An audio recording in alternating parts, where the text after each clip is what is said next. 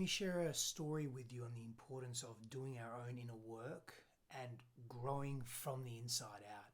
Really working on our stuff, our pain, our anger, if we have that, our trauma, our unresolved stuff that gives us an opportunity to not only be better in relationship, but to get so much more from relationship and to give so much more from relationship. So the other day, my beloved said to me, I need you to care about me too. Now, let me give you the context of that statement, okay? And where it came from and what her energy was, how I responded, and where I very easily could have gone because of my past and my wounding and what I have experienced with my parents and loved ones and even in previous relationships and what I've made all this stuff mean over the many years I've been here on this earth and how I have shifted from that paradigm and why. So, we were looking at our calendars and there was a conflict on her calendar and she had made a mistake in terms of scheduling and she had double booked herself. That's the essence of it, right? And obviously that can be a pretty frustrating thing, but that wasn't so much the issue.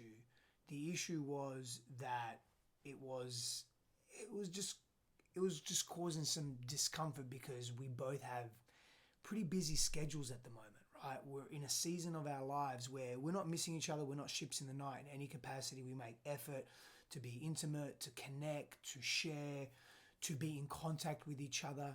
And we're both it's just one of those seasons, right? So she said, I need you to care about me too.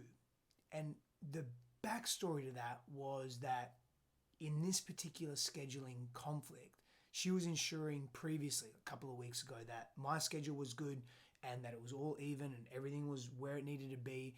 And in doing so, in having that focus, sort of dropped the focus a little bit on hers, right? So now there's a scheduling conflict. And she said, I need you to care about me too. And I care about you, but I need someone to care about me. That's actually really what it was originally. I need someone to care about me too. And she said it in a very playful way. She wasn't angry. She was calm. She was just playful. But she kept saying it. She kept saying it and she kept saying it. Now, what she really needed and really wanted was someone, i.e. me, to just make sure that she's okay as well. That she's covered. That someone's got her if she slips, or that she's just not alone. Right? And it was coming from a place of feeling a little overwhelmed. So I was playful with her.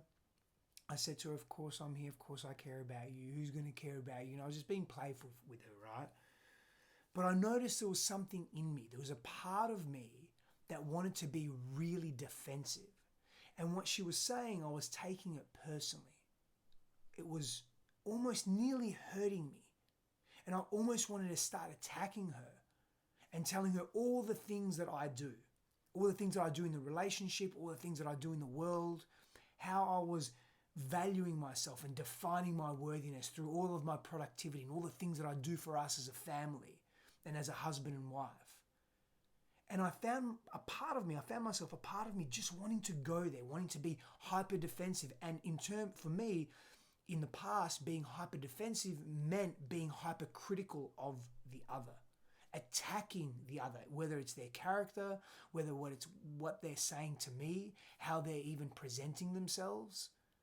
And I witnessed this very small part of me wanting to do that, feeling unsafe in the things that she was saying.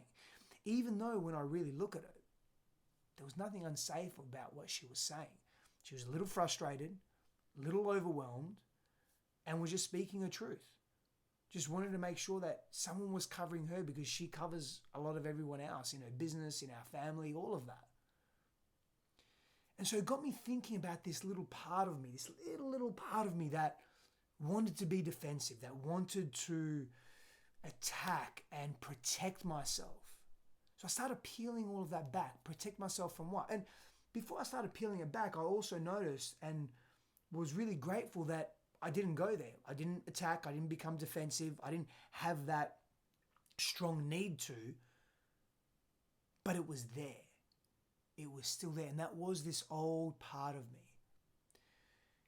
You see, I experienced a lot of criticism as a kid, a lot of judgment, a lot of being told that I'm wrong, and then being shown that I'm wrong with heavy hands, a lot of physical and emotional abuse, neglect even, abandonment in different areas. And so I developed a strategy of protecting myself. And one of those strategies was, yes, using these, and I would get into so many fights as a teenager and as a young adult, but it was with this. It was with my tongue, the sharpness of my tongue. And the moment I felt threatened, the moment I thought someone was attacking me or telling me I was wrong or didn't approve of me, I made that mean that I was wrong. And my whole body viscerally would just get warm and hot and tense and tight and in pain even. I wanted to inflict that pain on someone else, and I would be passive aggressive. I would be sarcastic. I would attack their character because I felt so threatened, because I'd learned and I'd made a decision that I would never ever allow anyone to attack me or tell me I'm wrong or judge me or abuse me in any way. That was the pendulum really swinging. And for years I was like that in relationship.